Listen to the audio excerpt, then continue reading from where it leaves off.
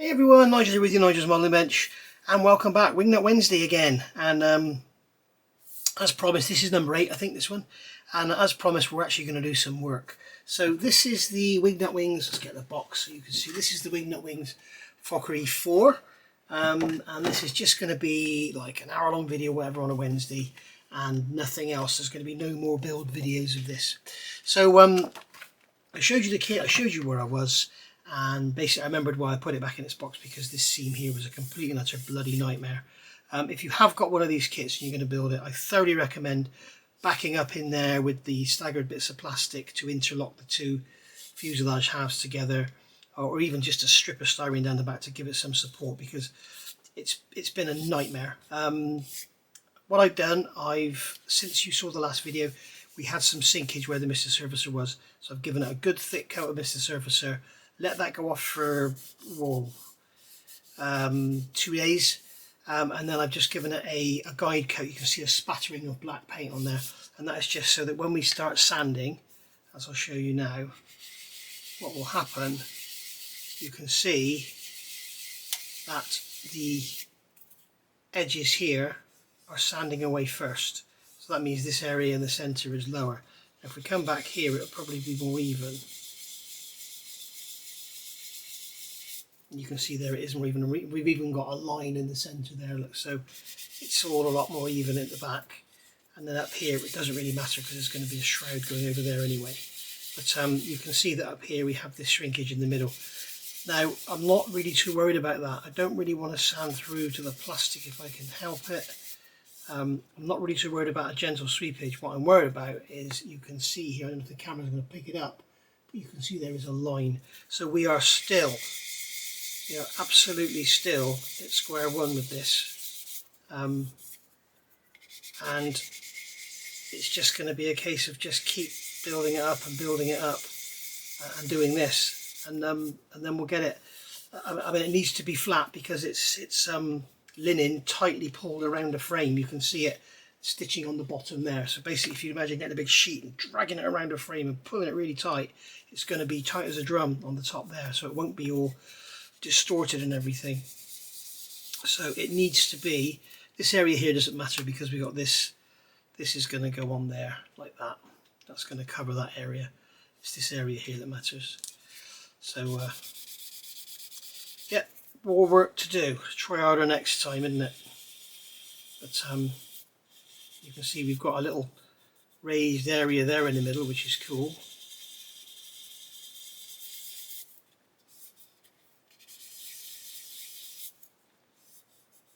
There we go. You can see I'm through to the plastic here. I've got to be careful because we've got these little cleats on the side here. I don't know if you can even see them. There's one there, tiny little cleats on the side that we've got to paint. They're leather. You can see here we need to build that up. It's just going to take one more thick coat. I used 1,000. I think I'm going to use 500 this time and really build it up, and then leave it for a few days to go back. There's always other stuff we can be getting on with. Don't worry, this video will go out on Wednesday. Today is actually Friday. Yeah, this will go out on Wednesday. How far I get with this, I don't know, because I don't like to sand back Mr. Surfacer too quickly, because it will carry on shrinking if you don't let it fully harden. The beauty is it's very warm at the moment, so it will dry. We can put it in the evening sun and it will dry rock hard. We've got lots of other stuff we can be getting on with. I've painted these panels. You can see I've done the sides here, the bottom here, and the main cowl, and these panels here. And these have got to have this squiggly effect. Now, there's lots of people who've done this. There's YouTube videos on it. I've had a few ideas about how I think we can do it. I'm trying to find a good picture. You can see it on that bulkhead there. You can see the kind of squiggly effect we've got to get. So what we need is a sort of darker aluminium base, and then paint a silver squiggly effect. You can see it on there, a sort of silver squiggly effect over it. Or what I'm thinking is have a light base, paint it dark, and then remove the paint in the squiggly effect. So I've got a couple of ideas for that, and I'll try them. You can really see it on that one there, that you can see the proper squiggly effect on there, and that's what we're after. Okay, so that's I looked on the Wingnut Wings website, and they have a hint to do it, and they use paint on a brush and literally paint the light lines on. So we shall see. I'll be back in a minute.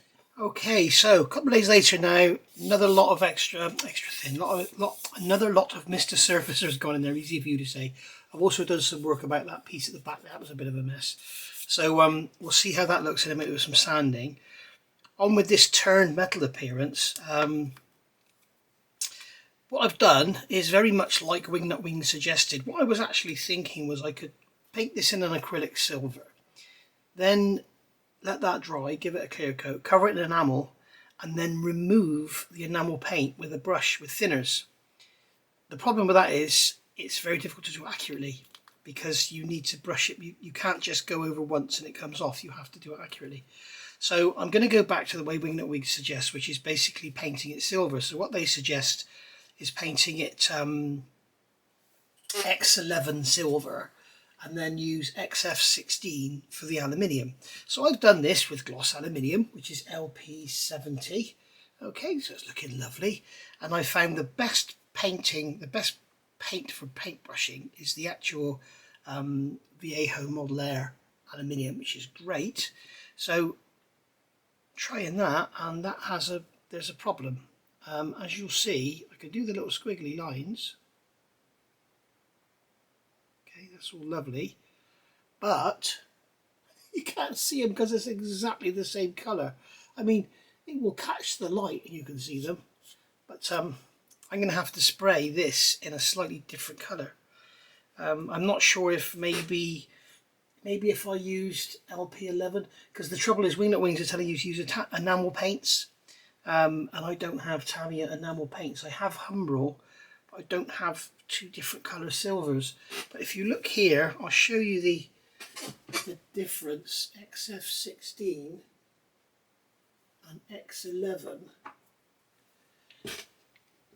there is hardly any difference, so I can't really see how that's going to work. I'll tell you what we could try. I've got one here which is steel. The trouble is this will be the wrong way round, so it's slightly darker, as you can see. So I can get that, clean this brush off, get some steel in the brush. We'll do it on the inside so it doesn't stand out. We're going to be painting it again anyway.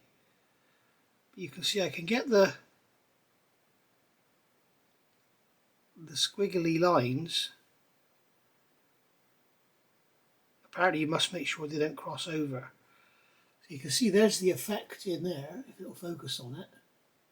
You can't even see that, can you? It's just not working, is it? I've got to find, maybe I should contact Ray and ask him. I've got to find a solution for this because it's such a prominent part of the model. It's so, as I showed you before, I think, didn't I? Because although it was a couple of minutes ago for you, it was ages ago for me. I mean, you can see it on this one here. Look at that.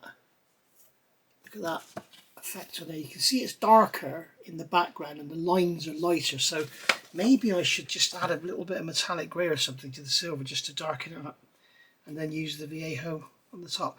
We will get there, and I will tell you, and I probably will show you me doing some. So I promise that will happen. So I've got to go back now to square one, sand all this back, and then it's not a very good finish anyway. I've got bits of dust in it. So we'll sand all that back and then we'll start again. This model is a complete and utter pain, I must be honest. This is my first Wingnut Wings build ever. And yeah, I'm not getting on well at all. Right, see what I mean. I've got my trusty old Spitfire wing here. I'm going to do some samples. I've got some grey on, some silver on there. I've got to do a demonstration of this masking as well. But I've got some silver on there. I'll get some silver on there and see how it goes. You can see on this side I've done, I don't know what this is here. I don't remember what I used here. But you can see there, we've got the squiggly lines there. And what you're after is, what happens is, it turns from light to dark. When you look at it in one light, it looks light and dark, and then when you turn it around, it looks light, dark and light. It's very strange, and it's an effect I really want to pull off. So we shall see. Maybe, like I say, maybe I'll drop Ray an email, Ray Rimmel, and ask him how he does it. Right, now then, this spinal area. Is it going to need more filler? Is it moving? Is it moving while we do it? You can see here, I've got the guide coat, the black paint spattered, and we can see straight away we are sanding in the middle now. But we do have a black line in the middle, which is a complete and utter pain. I just hope that every time I sand this, or every time I apply more Mr. Surfacer, it doesn't sink some more.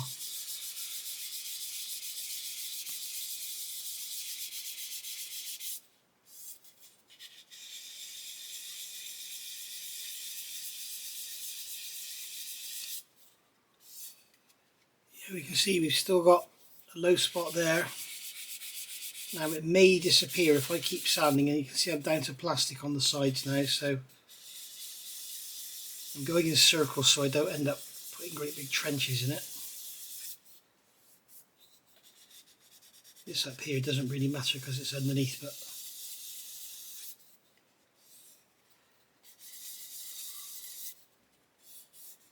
you can see we still have a bloody low spot in the middle. Come on, this is ridiculous.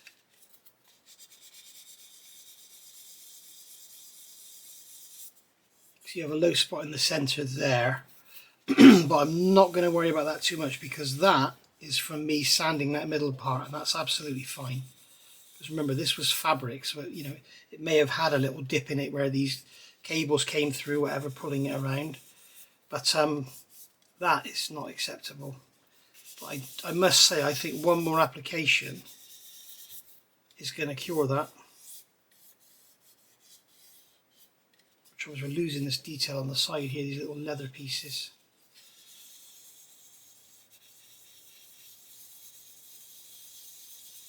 I really wish what Wingnut Wings had done here is just moulded this flat and then give us those two pieces as photo etch to glue on top, and then we could have just sanded it flat. But what they've done is this piece here is a separate part. So we've got a seam all the way around there, and then you've got a step here, seam, and then a step. And it's not easy to sand out because you've got detail here and here you don't want to touch. It's not the best. I'll probably be crucified for saying that. But I think it is one of their early kits, so you know you expect. Remember, they were a brand new company. It was, you know, Peter was the money behind it all, and he had the passion. And then Richard, who I believe owned a model shop, was a very skilled modeller, but he had not developed kits, I don't think.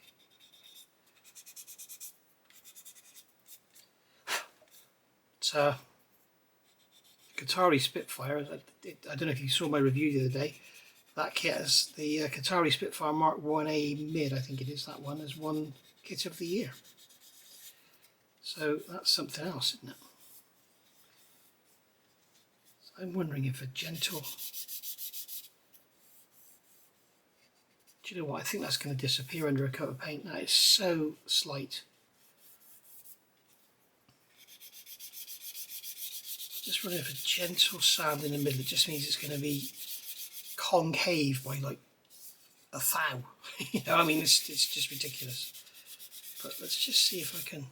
Yeah, it's gone. We're there at last.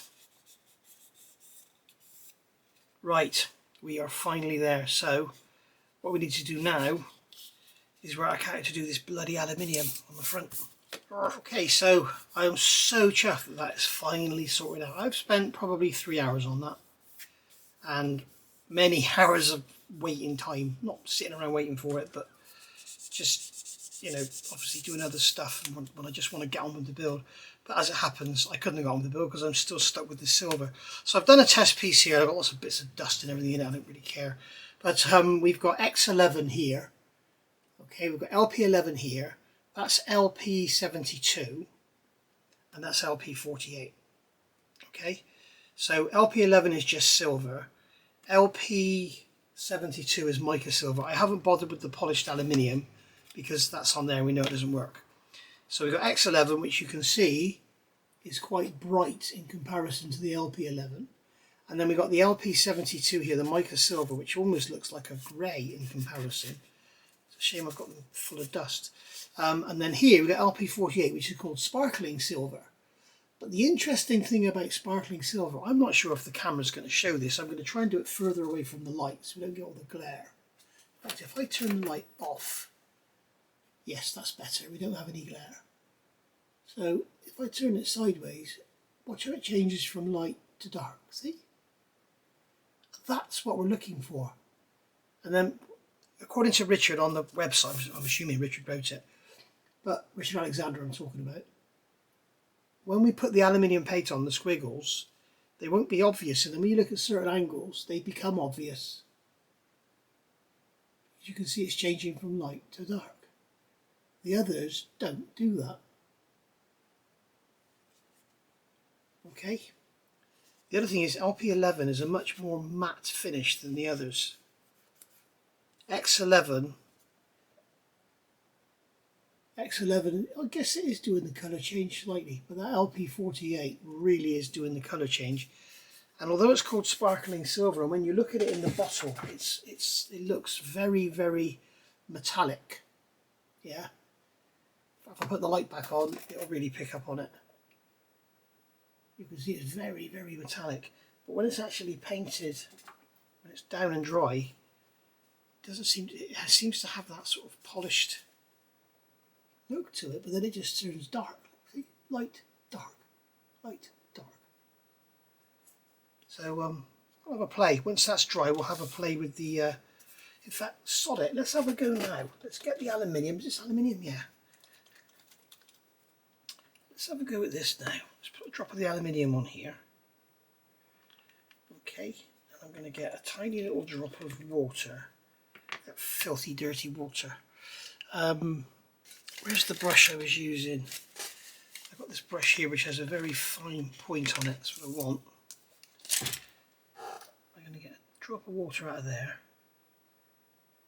Just a drop, just to thin it down a touch. Make it flow. It is quite warm, so the trouble is it's going to dry quite fast. Let's get a piece of kitchen towel paper, which is now a complete and utter mess because we've been in the spray booth with various silver paints. Okay, so just do a practice here. Keep the brush square and then just go around and do little squiggly shapes, just like so. As you can see, I've pushed the brush down too hard. Okay, so we'll see how we go with this. Right, so we have to keep the brush, we don't push the brush down, because you can see if I keep the tip of the brush there, we get a very fine line. If I push it, it gets fatter. See that?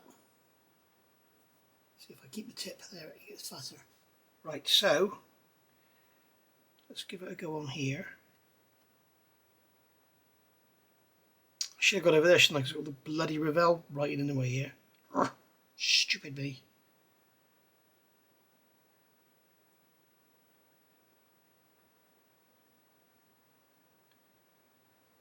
Just do a few squiggles there. We don't need to do too much to see the effect. We'll do a few here. It's so easy to do on a flat panel. Of course, when we've got these curved panels, it's going to be a nightmare. You see, now that is slightly better. The LP11, can't even see it, and then the X11,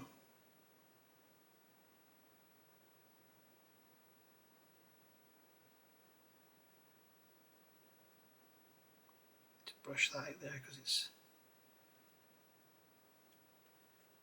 yeah, you can see it on there, but it's very, very faint. You can't see it at all on the LP11. It's just nothing there. It's here by my finger. Yeah, you can see it there. Actually, maybe that might be okay. That does have the effect, I must be honest. And then the LP48,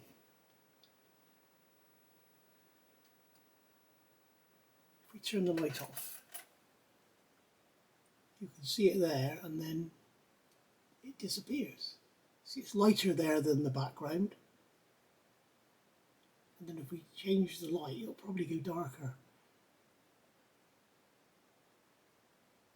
There you go, on the LP11 you can see this one here, lighter.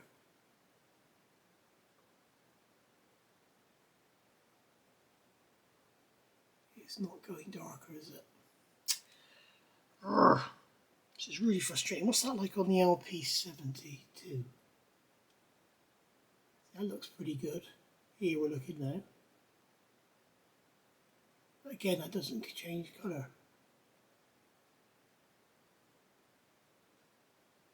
Do you know what? I think that one's the best. And if it is a bit bright, we'll just tone it down with some varnish. Some semi-gloss varnish. Food for thought. Right. Gotta go. Okay, next day now, and it's had some time to dry. And along here and down here, I have used LP24 semi-gloss varnish. And you can see it's taken away all that big sheen from this one. But it's also kind of taken away some of the line painting as well. So I was thinking about this last night after I'd done this, and I had an idea. I wonder if I can get a silver Sharpie. And sure enough, I have been able to get a silver Sharpie, and I've bought one. I've got this here, which is a Tamiya paint marker, but the tip is just way too fat for doing this sort of thing. I mean, this thing is bloody 15 years old, I think, or even older. But the tip is way too fat for doing this sort of thing, as you can see. It's way too fat. So basically, that's no good. So I've bought a Sharpie, a fine tip. I'm not sure if this is a fine. This is a fine point, but I've actually ruined the point on that. But I've bought a Sharpie fine point, and it looks like it's more of a like a pen, you know, rather than yeah, I've made these a bit big, but if we look at the red one, yeah, we can see it's a much finer. I reckon, as you can see, it's going to be much easier to do this with a pen than it is with a brush. Yeah. So what I'm doing now is basically starting again, because what I need to do now is find out which colour the Sharpie works on best and then use the appropriate colour. So watch this space.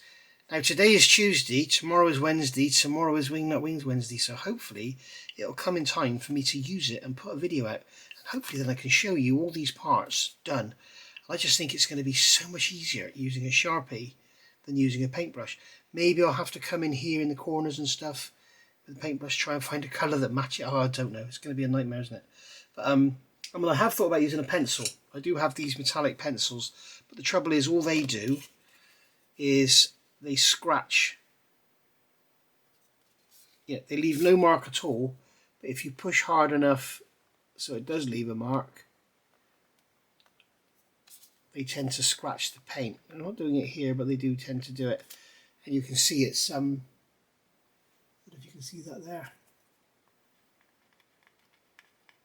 You see there, it does tear the paint, so because you have to push so hard. I have another one here which is darker.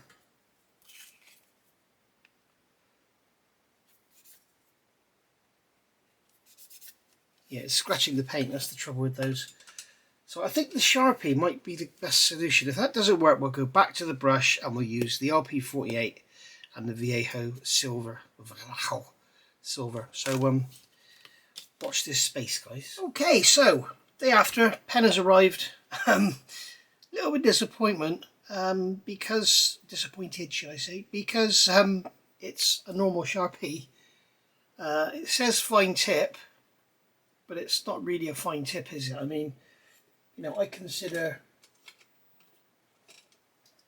this to be a finer tip than that, you know, and that's called a medium. So what I'm going to have to do is order another one. I'll order another silver pen. I've noticed now they got some on, I didn't notice it yesterday, they got some on Amazon and they actually size them 0.7, 0.9, 1 mil, whatever. So I'm going to see what size I need. But this is actually going to work, and it's a fantastic technique for doing this this turned aluminium look. You can see I've got the pen here. We'll do it on the LP72. So I can show you there. We can do this squiggly effect, but the line is too fat. As it dries, you see it lightens as it dries. You can see we've got the effect light, dark, light, dark. So it's working. I've done it down here on the LP11 as well, as you can see there. Light, dark, light, dark. That's what we're looking for. As you move it around, it should change, and that's perfect. On the LP48, it's worked extremely well. You can see I've done some here. I'll do a bit more here, but it's just, I mean, it's only going to get thicker as it wears in. It's going to very quickly sort of probably add about half again in size and then stay there for a while. But you can see it's worked really well.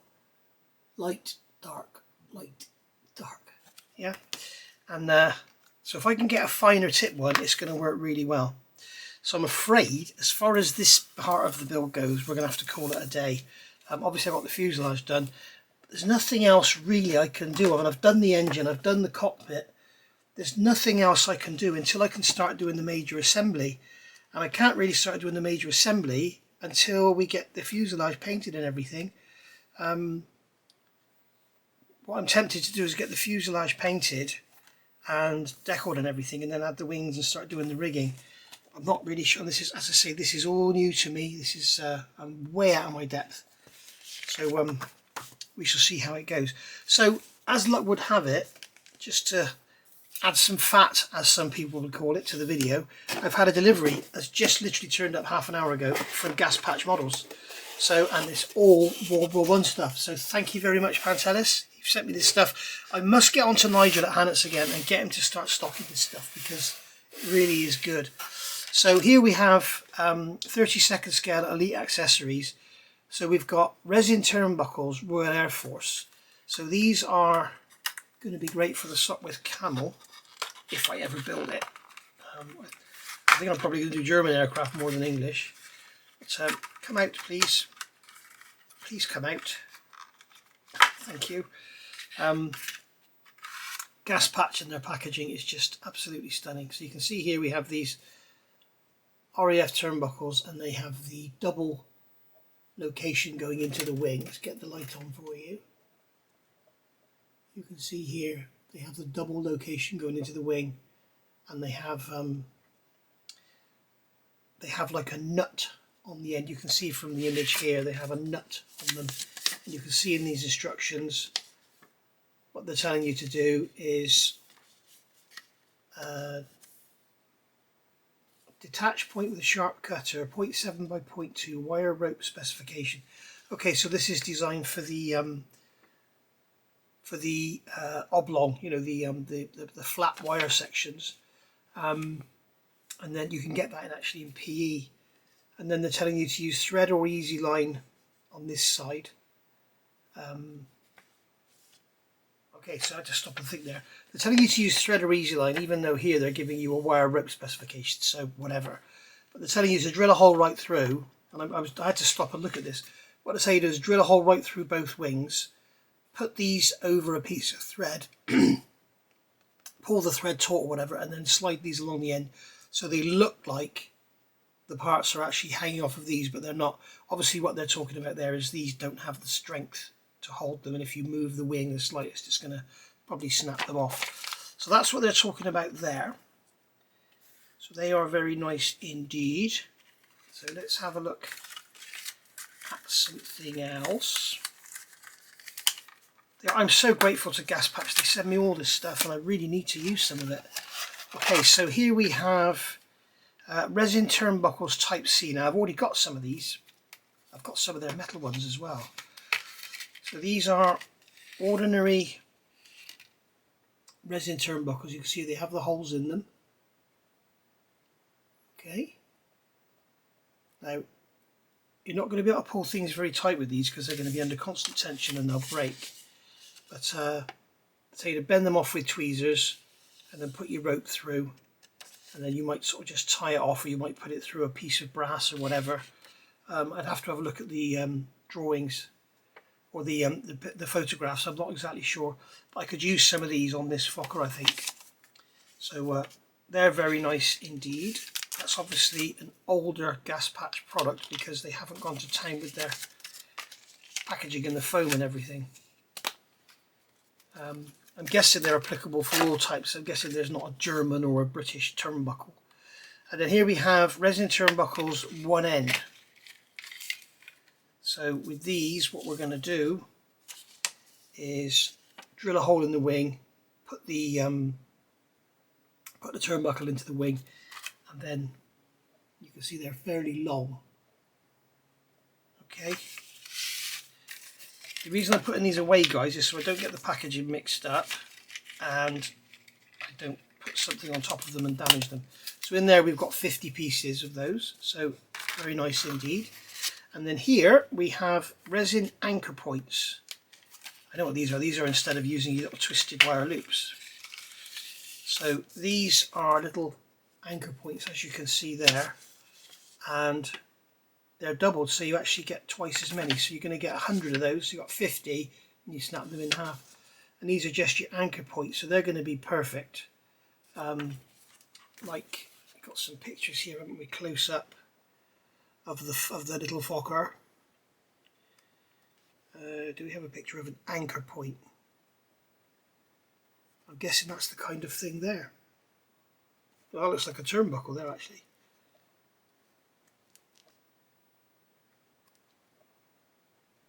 Yeah, not exactly sure. I mean, Wingnut Wings just suggest drilling holes through the wings and putting the easy line through. But I'm going to try and use some of these, see how it goes.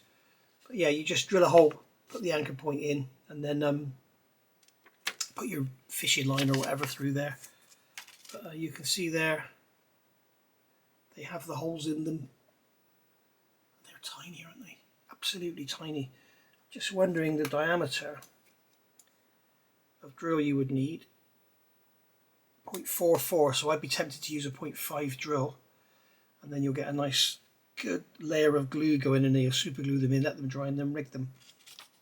So very nice indeed. So I'm going to have to do some studying. I'm going to have to ask Ray about all this stuff, because Ray knows World War aircraft probably better than most. So that's all our rigging stuff taken care of. Here we have beautiful resin seats, British wicker seat, perforated back, short and tall with small leather pad. And these are really nice because I noticed in the Wingnut Wings, I think it was in the Samson instructions, wasn't it?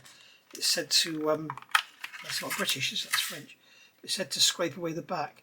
But I do know that in some of the Wingnut Wings stuff it says don't be fooled by the wicker seat. So I have to check the references, but you can see there we have a 3D printed seat.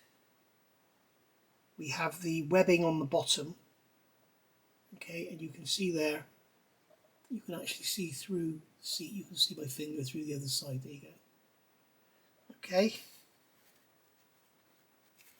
very nice indeed. And then we have the leather seat cushion, which is just beautiful. So you've got a pair of seats there, so there's enough there for 2 aircraft. One will be tall, one will be short. Again, fantastic packaging. What are their instructions saying? Remove the support. Remove the support. Okay.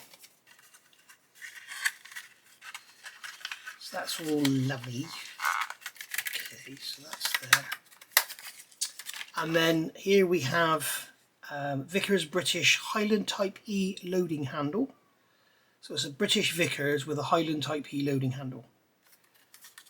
So it looks like we've got a bit of ammo as well. So we have the gun with the handle sticking out of the back. We have the hole through there for the ammo to go in. We have the barrel at the end, and then we have here in the middle we have 2 of these in the set, and there's the ammo They're ready to go in. Okay. Their package, I keep saying it, I can't get over how good their packaging is. It's stunning, isn't it? And then, lots to come out, guys. And then we have this here. This is a German World War I airspeed indicator. I'm not sure which aircraft this would be applicable for, but I hope I would keep this for my epitome of World War I aircraft, which is the Gotha G4. So let's have a look at the instructions first. So I'm going to paint this area bronze. I think this goes on the wing and spins, doesn't it? We suggest white glue or similar.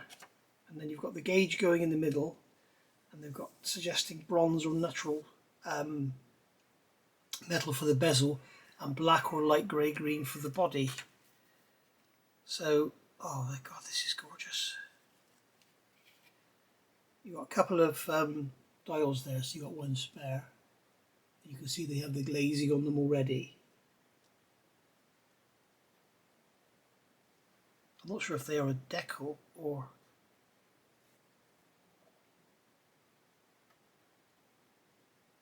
I'll have to ask Bantelis. I'm not sure if that's a decal or if it's actually you cut it out.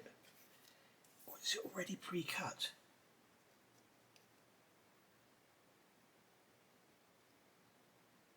No, it's not pre-cut. Just look through my magnifier. No, it's not pre-cut. But you have to cut them out carefully. You've got a spare to play with anyway. And then you're going to stick that onto there, which is the main body. You can see there we've got there's your moulding area there. There's the main body of the airspeed indicator. You can put those back in there, and then we have here, tweezers please.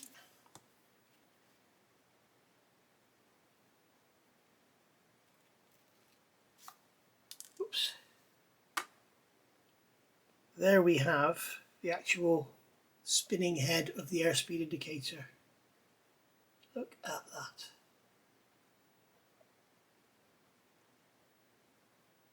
How gorgeous is that? What I want to do is grab the plastic parts. Where is the airspeed indicator in here?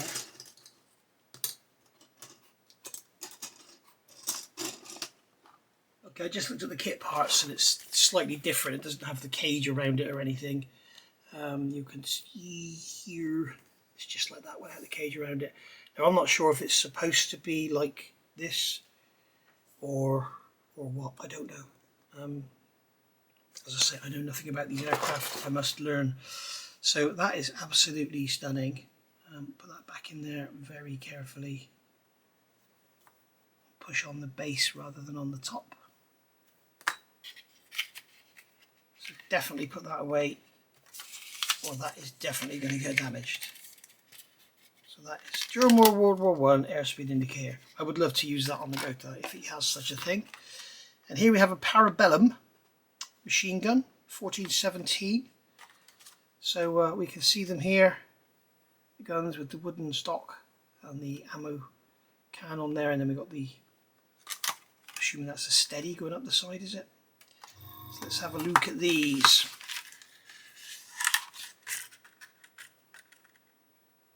So we can see here beautifully 3D printed guns. Look how fine that is, absolutely stunning. Beautiful.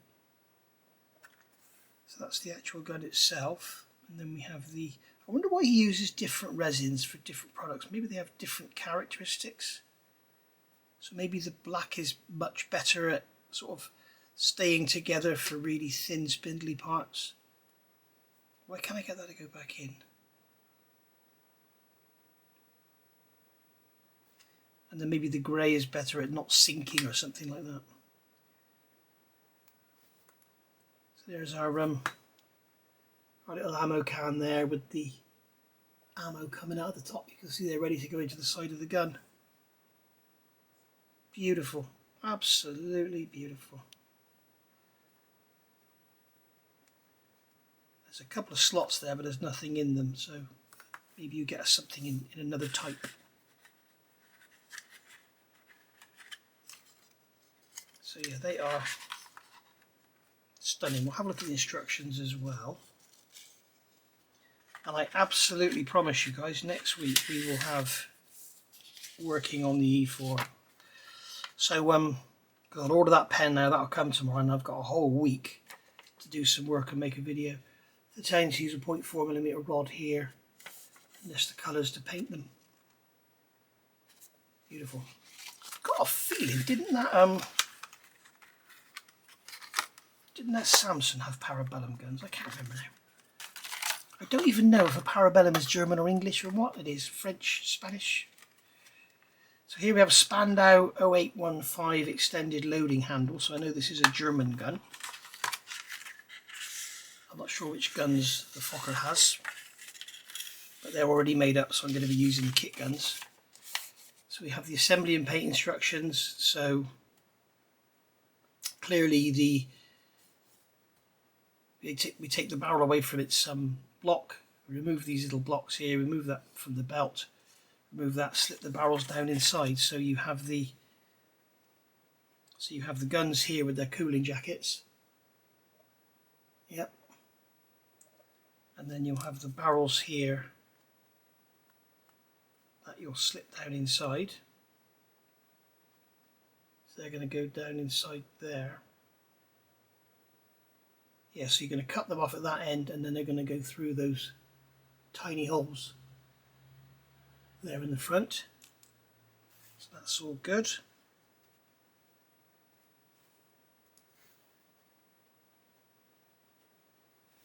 So that's that done, and then we've got here, this is the stock at the back of the gun. It's like a leather pad at the back of the gun. So I'm guessing these are for manual use, and then we've got the ammo in there, which you've already seen on another one. So very, very nice indeed. I am so graced to be given this stuff. I'm so grateful. I've got a bag full of Gaspatch stuff.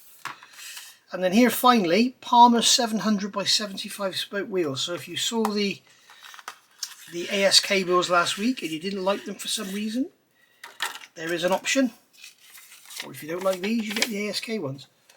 We can see here, clean parts by Ruva support, natural metal or black, and then light grey, and I'm guessing you rub your finger over the light grey paint and you'll get the Palmer Accord Aero Tire 775 coming through. So there is the wheel. You have the centre in there, which obviously you're going to have to drill out for your axle, I'm guessing. Oh no, it's that's a piece of foam or something stuck in it. I'll be able to get that out with my beautiful Anise tweezers. Just check it is a piece of foam or something. That's weird, there's something in there, it feels soft. Strange, I wonder if the other one's the same. Yeah, maybe it's part of the process. But anyway, you can see there we have the spoked wheels. You can see the little ferrules in there, and we have the valve at 12 o'clock, so you can see it there. There's the valve. Lovely. And they're going to sit inside these tyres. Now apparently Pantelis was telling me they've done a test, and they got a Wingnut Wings model stood on these wheels, and they put a wooden model of a World War aircraft on top of the Wingnut Wings model, and they still took the strength. So they've been tested. Okay, sorry about that guys, battery went there. I have a Sony ZV-1 for doing this filming, and when I bought it I specifically asked, does it charge while it's filming? And I was told yes it does. Well, I can assure you now it doesn't. Okay, it's not streaming to the computer. I'm not watching this on a computer screen. It is a standalone, on its own, plugged into the computer via USB. It charges when it's turned off. It does not charge while it's in use. So at the moment, it is not using the USB for anything. It's not even charging through it. It's an absolute waste of time. So the battery lasts about an hour and a half, 2 hours. So be mindful of that if you're buying a camera. I even saw a review and they assured me it does charge, and I assured them it does not, and they didn't come back to me. So they obviously found out I was right. But if it charged, then my battery wouldn't go flat while I'm filming, would it? Anyway, so there we go. That's the wheel there in the tyre, looking lovely. Now I'm guessing, being called Palmer cord, I'm guessing this is for an English aircraft, and I think all the ones I had from ASK were for German aircraft, weren't they? But yeah, they are very, very nice indeed. Very, very nice indeed. The only thing I have with these is when I see pictures of World War I aircraft, they generally have covers on the wheels. So please tell me in the comments, guys, did they always have covers on, or do we just model them like that because it's easier to manufacture them? Obviously a disc wheel is easier to mold than a wheel like that, and also a lot stronger. So let me know in the comments, please. Anyway, so there we go. So I'm sorry we haven't had more of this video, but I can't do any more today. I need to get on and get this aluminium done, and then we can get that clear coated, get it sealed up, and then we can just press on with the build, and then you can have a laugh when you see me try and do rigging. So I will see you next week, and we will get lots of work done on this. Thank you for watching. Bye for now.